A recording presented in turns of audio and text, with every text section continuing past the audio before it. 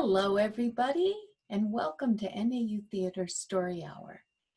This week, we're hoping to tell some stories that maybe you haven't heard before. This is our Classic Stories broadcast. Please remember that our stories are in public domain, and if you want to read them, you can go online and get copies, or if you can, go to the library and get a book.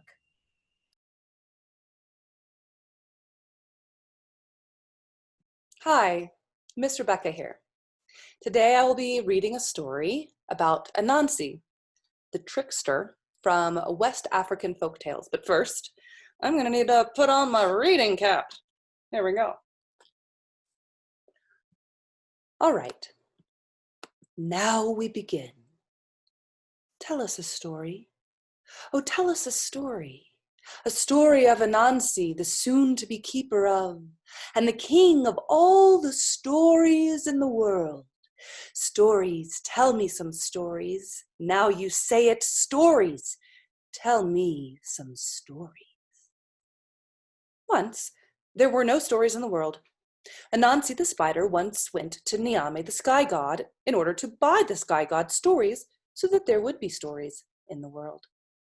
The sky god said, "What makes you think you can buy them?" The spider answered, "I know I shall be able." Thereupon the sky god said, "Great and powerful ones have come, and they were unable to purchase them, and yet you, who are but a masterless man, you say you will be able?"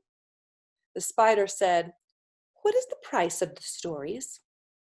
The sky god looked at Anansi and said, "They cannot be bought for anything except for Onini the python, Osebo the leopard, Moetia the fairy, and Mbaro the hornet." Anansi the spider replied, "I will bring some of all of these." The sky god laughed and said, "Go and bring them then." Anansi set about capturing the price for all the stories in the world. He set about to capture Onini the python, Osebo the leopard, Moetia the fairy, and Mbaro the hornet. First, he went to where the python lived. When he arrived, he began debating out loud and to himself whether the python was really longer than the palm branch. His spiderweb said so, but he didn't think so. Onini the python overheard, and when Anansi explained the debate, Onini the python agreed to lie along the palm branch. Because he cannot easily make himself completely straight, a true impression of his actual length is difficult to obtain. So Onini the python agreed to be tied to the branch. When he was completely tied, Anansi said, "Now you are captured, Onini the python, and we are off to see the sky god." To catch Osebo the leopard, Anansi dug a deep hole in the ground. Anansi waited and watched. Osebo the leopard came along, and when Osebo the leopard fell in the hole, Anansi offered to help him out by spinning some webs. Osebo the leopard was happy to be helped, but once Osebo the leopard was out of the hole, he was now bound in Anansi's webs, and he said, "But I've been captured." Anansi said, "Yes, you are captured, Osebo the leopard, and we are off to see the sky god." Now, to catch Mbaro the hornet, Anansi was very clever. Anansi filled a calabash with water and poured some over a banana leaf he held over his head. He also poured some over Mbaro the hornet's nest, calling out, "It's raining, it's raining. Quick, come out of the rain and into my calabash." And when Mbaro the hornets obliged, Anansi quickly sealed the opening and said, "Now you are captured, Mbaro the hornets, and we are off to see the sky god." To catch Moetia the fairy, Anansi made a doll and covered it with sticky gum. Anansi placed the doll under the odum, the tree of life, where the fairies play. Anansi put some yummy yams in a bowl in front of Odum, the tree of life. When Moetia the fairy came and ate the yam, she said, "Oh, thank you. Oh, thank you for the yummy yams. They're very good." The doll did not reply, and the fairy became quite annoyed at the doll's bad manners, and so she said, "Oh, well, thank you, but thank you for the yummy yams." Again, The doll did not respond. And Moetia the fairy became even more annoyed. And she said, "Oh, thank you. Thank you for the yummy yams." And when the doll did not respond a third time, Moetia the fairy struck the doll, first with one hand and then with the other.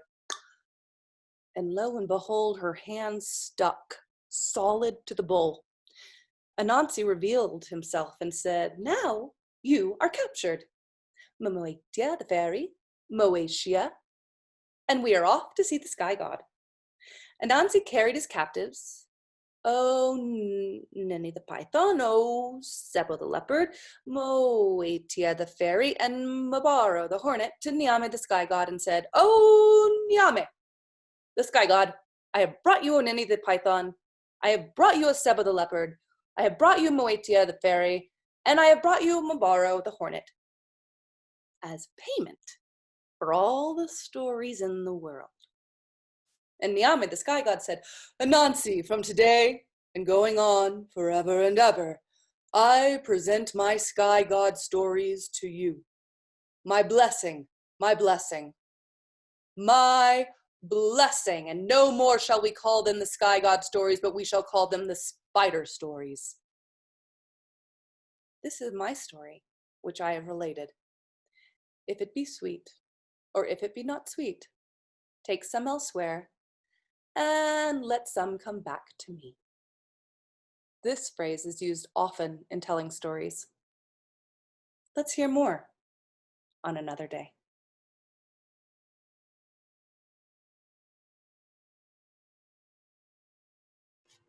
So the next story I'm going to read is an Irish folk tale, and it's called The Fisherman's Son and the Gruach of Tricks.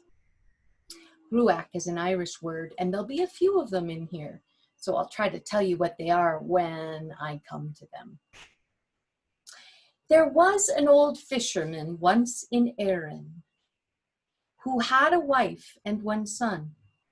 The old fisherman used to go out with a fishing rod and a tackle to the rivers and to the lochs, those are lakes, and every place where the fish resort. And he was killing salmon and other fish to keep life in himself and his wife and his son. The son was not so keen nor so wise as another, and the father was instructing him every day in fishing, so that if himself should be taken from this world, the son would be able to support the old mother and get his own living. One day, when the father and son were fishing in a river near the sea, they looked out over the water and saw a small, dark blob on the waves. It grew larger and larger till they saw that it was a boat. And when the boat drew near, they saw a man sitting in the stern of it. There was a nice beach near the place where they were fishing. So the man brought the boat straight up onto the beach and, stepping out, drew it up onto the sand. They saw then that the stranger was a man of high degree, high class. After he had put the boat on the sand, he came to where the two were at work, and he said, "Old fisherman, you'd better let your son and you of yours with me for a year and a day, and I'll make a very wise man of him. I am Gruach nan Gleeson, Gruach of Tricks, and I'll bind myself to be here with your son this very day." "I cannot let him go," said the old fisherman, "till he gets his mother's advice." "Whatever goes as far as women, I'll have nothing to do with it," said the Gruach. "You had better give him to me now and let the mother alone." They talked till at last the fisherman promised to let his son go for a year and a day. Then the Gruach gave his word to have the boy there at the seashore the day year. The Gruach and the boy went into the boat and sailed away. When the year and a day was over, the old fisherman went to the same place where he had parted with his son and the Gruach, and stood looking over the sea, thinking he would soon see his son that day. At last, he saw the black spot on the water, then a boat. When it was near, he saw 2 men sitting in the stern of the boat. When it touched the land, the 2, who were divine in appearance, jumped out, and one of them pulled the boat to the strand. That's the ocean shore. Then that one followed the other and came up to where the old fisherman was waiting and asked, "What trouble is on you now, my good man?" "I had a son, wasn't so keen nor so wise as another, and myself and me son were here fishing, and a stranger came along, like yourselves today, and asked would I let my son with him for a year and a day. I let the son go, and the man promised to be here with him today, and that's why I'm waiting at this place now." "Well," said the Gruach, "I am your son." "You are not," said the fisherman. "Is the man here your son?" I don't know him," said the fisherman. "Well then, he is all you will have in place of your son," said the Gruach. The old man looked again and knew his son. He caught hold of him and welcomed him home. "Now," said the Gruach, "isn't he a better man than he was a year ago?" "Oh, he's nearly a smart man now," said the old fisherman. "Well," said the Gruach, "will you let me with him another year and a day?" "I will not," said the man. "I want him myself." The Gruach then begged and craved till the fisherman promised to let the son be with him for a year and a day again. But the old man forgot to take his word of the Gruach to bring back the son at the end of that time. And when the Gruach and the boy were in the boat and it pushed out to the sea, the Gruach shouted to the old man, "I kept my promise to bring back your son today. I haven't given you my word at all now. I'll not bring him back, and you'll never, ever see him again." The fisherman went home with a heavy, heavy, sorrowful heart. And the old woman scolded him all night till the next morning for letting her son go with the Gruach a second time. Then himself and the old woman were lamenting a quarter of a year.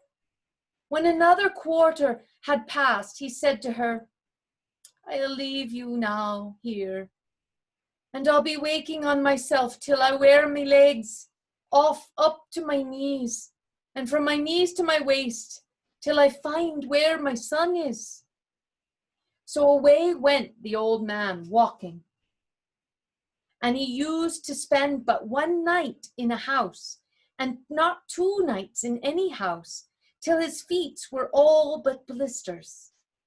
One evening late he came to a hut where there was an old woman sitting by a fire. "Poor man," she said, when she laid eyes on him, "it is a great distress you are in, to be so disfigured with wounds and sores. What is the trouble that is you?" "I had a son," said the old man, "and the Gruach na Gleeson came one day and took him from me." "Oh, poor man," she said, "I have a son with that same Gruach these 12 years, and I have never been able to get him back or get sight of him. And I'm in dread you'll not be able to get your son either. But tomorrow in the morning, I'll tell you all I know and show you the road you must go to find the house of the Gruach na Gleeson." Next morning, she showed the old fisherman the road.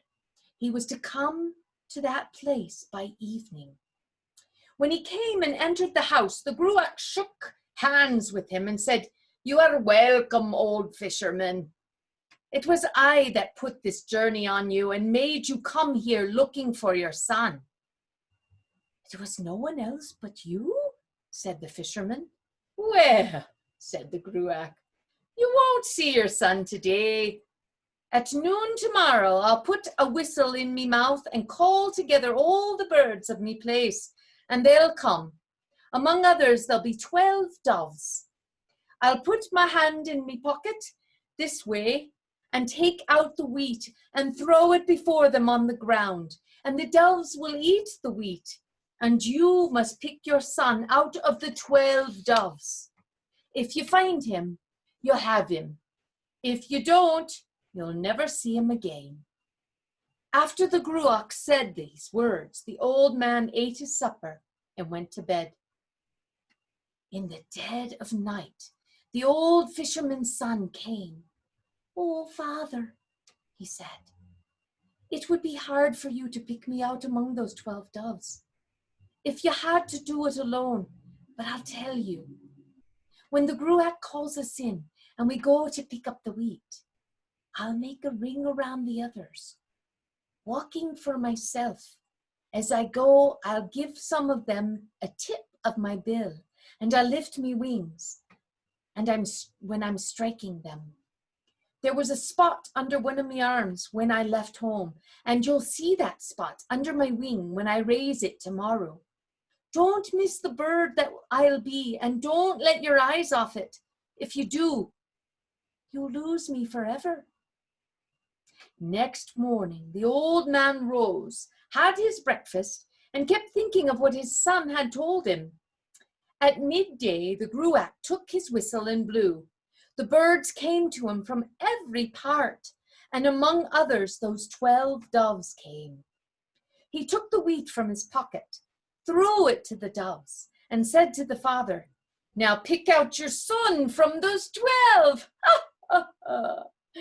The old man was watching, and soon he saw one of those doves walking around the other 11 and hitting them with the clip of his bill. And then he raised his wings, and the old man saw the spot. The bird let his wing down and went to eating with the rest. The father never let his eyes off the bird. After a while, he said to the Gruach, "I'll have that bird there for me son." "Well," said the Gruach, "that is your son. I can't blame you for having him, but I blame you for your instructor for the information he gave you. I give him my curse." So the old fisherman got his son back in his proper shape, and away they went, father and son, from the house of the Gruach. The old man felt stronger now, and they never stopped traveling all day till they came home. The old mother was very glad to see her son and see him such a wise, smart man. After coming home, they had no means but the fishing. They were as poor as ever before. At this time, it was given out at every crossroad in Erin, remember that's Ireland, and in all public places in the kingdom that there was to be a great horse races. Now when the day came, the old fisherman's son said, "Come away with me, father, to the races." The old man went with him, and they were soon at near the race course, and the son said, "Stop here till I tell you this. I'll make myself into the best horse that's here today, and do you take me to that place where the races are to be, and when you take me in, I'll open me mouth, trying to kill and eat every man that'll be near me. I'll have such a life and swiftness, and do you find a rider for me that'll ride me, and don't let me go till the other horses are far ahead of the course. Then let me go, and I'll come up to them, and I'll run ahead of them and win the race. And if that, every rich man there will want to buy me from you. But don't you sell me to any man for less than 500 pounds. And be sure you get that price for me. And when you have the gold and you are giving me up, take the bit out of me mouth, and don't sell the bridle for any money. Then come to this spot, shake that bridle, and I'll be here in my own form before you." The son made himself into a horse, and the old fisherman took him to the race. He reared and snorted, trying to take off the head of every man that came near him. The old man shouted for a rider, "A rider! A rider!" And a rider came. He mounted the horse and held him in. The old man didn't let him start till the other horses were well ahead on the course. Then he let him go. The new horse caught up and the others and shot past him. So they had not gone half the way when he was winning the post. When the race was ended, there was a great noise over the strange horse.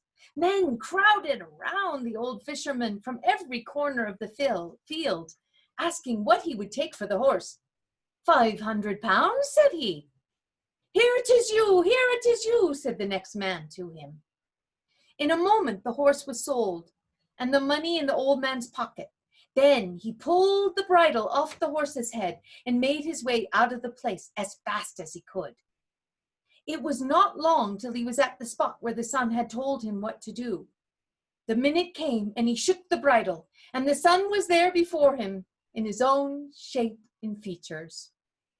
Oh, but the fisherman was glad when he had his son back with him again, and the money in his pocket. The two went home together. They had money enough to live and quit fishing.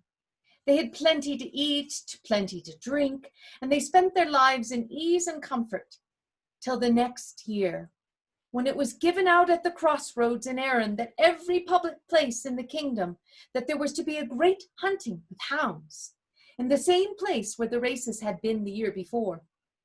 When the day came, their fisherman's son said, "Come, father, let's go away to the hunting."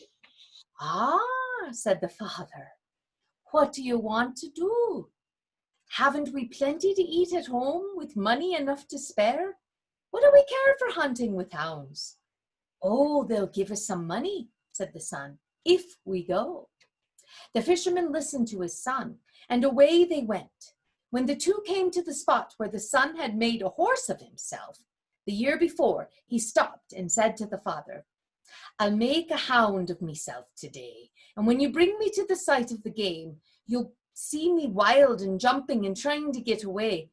But do hold me fast till the right time comes, then let go. I'll sweep ahead of every hound in the field, catch the game, and win the prize for you. When the hunt is over, so many men will come and try to buy me that they'll put you in a maze. But be sure you get £300 for me. And when you have the money and you're giving me up, don't forget to keep me rope. Come to this place, shake the rope, and I'll be here before you as I am now. If you don't keep up the rope, you'll go home without me." The son made a hound of himself, and the old father took him to the hunting ground.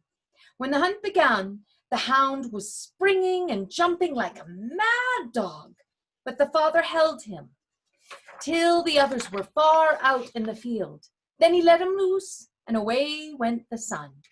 Soon he was up with the pack, then in front of the pack, and never stopped till he caught the game and won the prize. When the hunt was over, the dogs and the game brought in, all the people crowded round the old fisherman, saying, "What do you want for that hound? Better you sell him, he's no good to you." They put the old man in a maze. There were so many of them, and they pressed him so hard. He said at last, "I'll sell the hound at £300 price. That's what I want for him." "Here 'tis you," said a stranger, putting the money into his hand. The old man took the money and gave up the dog without taking off the rope. He forgot his son's warning. That minute the Gruach na Gleeson called out, "I'll take the worth of me money out of your son now," and away he went with the hound. The old man walked home alone that night, and it was with a heavy heart he had in him when he came to the old woman without the son, and the two were lamenting their lot till morning. Still in all, they were better off than the first time they lost their son, as they had plenty of everything and they could live at ease. The Gruach went away home, and he put the fisherman's son in a cave of concealment, that he had bound him hand and foot and tied hard knots on his neck, up to his chin. From above there fell on him drops of poison, and every drop that fell went from the skin to the flesh, from the flesh to the bone, from the bone to the marrow. And he sat there under the poison drops, without meat or drink or rest. And the Gruach's house was a servant maid, and the fisherman's son had been kind to her the time he was in the place before.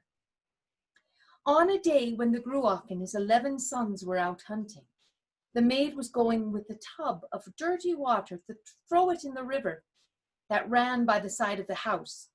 She went through the cave of the concealment where the fisherman's son was bound, and asked of her the wetting of his mouth from the tub. "Oh, the Gruach would take the life of me," said she, "when he comes home, if I gave you so much as one drop." "Well," said he, "when I was in this house before, and when I had the power in my own hands, I was good and kind, and that I was to you. And when I got out of this confinement, I'll do you a turn, if you give me the wetting of my mouth now." The maid put the tub near his lips. "Oh, I can't stoop to drink unless you untie one knot from my throat," said he. Then she put the tub down, stooped to him, and loosed one knot from his throat. When she loosed one knot, he made an eel of himself and dipped into the tub. There he began shaking the water till he put some of it on the ground. And when he put that place that was wet for him, he sprang from the tub and slipped out along the door. The maid caught him, but she could not hold him. He was so slippery. He made his way to the door of the river, which ran near the side of the house. When the Gruach na Gleeson came home in the evening with his 11 sons, they went to take a look at the fisherman's son, but he was not to be seen. Then the Gruach called the maid, and taking his sword, he said, "I'll take the head off you if you don't tell me this very minute what happened while I was gone." "Oh," said the maid, "he begged so hard for a drop of dirty water to wet his mouth, and I hadn't the heart to refuse him, for 'tis good he was to me and kind to me each time he saw me when I was here in the house before. When the water touched his mouth, he made an eel of himself, and he spilled water out of the tub, and he slipped along over the wet place out to the river outside. I caught him to bring him back, but I couldn't hold on to him. In spite of all I could do, he made away." The Gruach dropped his sword and went to the waterside with his sons. The sons made 11 eels of themselves, and the Gruach, their father, was the 12th. They went around the water, searching in every place, and there was not a stone in the river that they passed without looking under it and around it for the fisherman's son. And when he knew that they were after him, he made himself into a salmon. And when they knew that he was a salmon, the sons made 11 otters, because otters eat salmon, of themselves. And the Gruach made himself into the 12th otter. When the fisherman's son found that there were 12 otters after him, he was weak with hunger. And when they had come near him, he made himself into a whale. But the 11 brothers and their father made 12 cannon whales of themselves, for they had all gone out of the river and were in the sea now. When they were coming near him, the fisherman's son was weak from pursuit and hunger. So he jumped out of the water and made a swallow of himself. But the Gruach and his sons became 12 hawks and chased the swallow through the air. As they were whirled around and darted, they pressed him hard, till all of them came near the castle of the king of Erin, the king of Ireland. Now the king had made a summer house for his daughter, and where he should be at this time, but sitting at the top of his summer house. The old fisherman's son dropped down till he was near her. Then he fell upon her lap in the form of a ring. The daughter of the king of Erin took up the ring, looked at it, put it on her finger. The ring took her fancy, and she was so happy. When the Gruach and his sons saw this, they let themselves down at the king's castle, having the form of the finest men that could be seen into the kingdom. When the king's daughter had the ring on her finger, she looked at it and liked it. And then the king spoke and said, "My life is in your hands now. Don't part from the ring, and don't let it go to any man, and you'll give me a long life." The Gruach na Gleeson and his 11 sons went into the king's castle and played on every instrument known to man, and they showed every sport that could be shown to the king. This they did for 3 days and 3 nights. When that time was over and they were going away, the king spoke up and asked, "What is the reward that you would like, and what would be pleasing you?" "We want neither gold nor silver," said the Gruach. "All the reward we ask of you is the ring that I lost on a time, and which is now on your daughter's finger. If my daughter has the ring that you lost, it shall be given to you," said the king. Now the ring spoke to the king's daughter and said, "Don't part with me for anything till you send your trusted man for 3 gallons of strong spirits and a gallon of wheat. Put the spirits and the wheat together in an open barrel before the fire. Then your father says, you must give up the ring. Do you answer back that you have never left the summer house, that you have nothing on your hand but what is in your own and paid for. Your father will say then that you must part with me and give me up to the stranger. When he forces you in this way, you can keep me no longer and throw me into the fire, and you'll see a great sport and strange things." The king's daughter sent for the spirits and the wheat, and he had them all mixed together and put in an open barrel before the fire. The king called the daughter in and asked, "Have you the ring which the stranger lost?" "I have the ring," she said, "but it's me own, and I'll not part with it. I'll not give it to you, nor him, or to any man." "You must," said the king, "for my word is pledged, and you must part with that ring." When she heard this, she slipped the ring from her finger and threw it into the fire.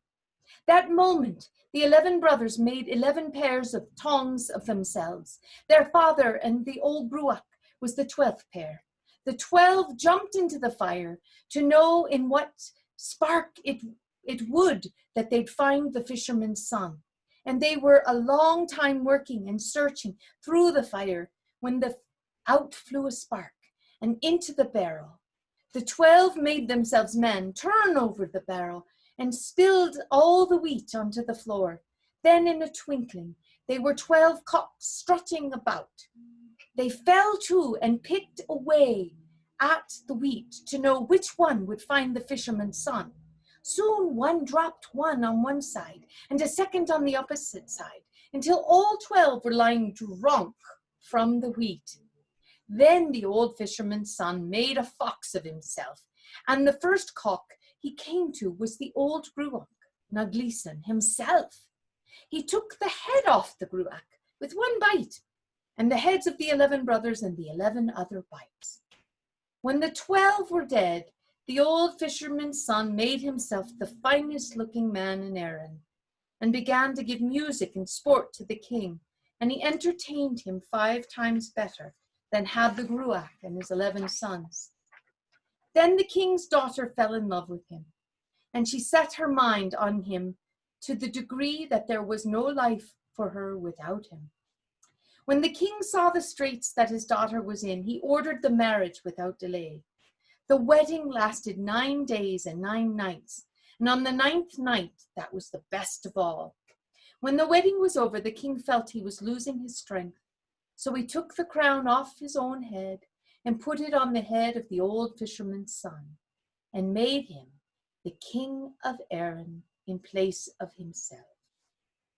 The young couple were in luck, and we, the stepping stones, the presents we got at the marriage were stockings of buttermilk and shoes of paper, and these were worn to the soles of our feet when we got home from the wedding.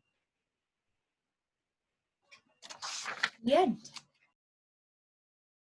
That was so much fun. I had a great time today. I hope you did too.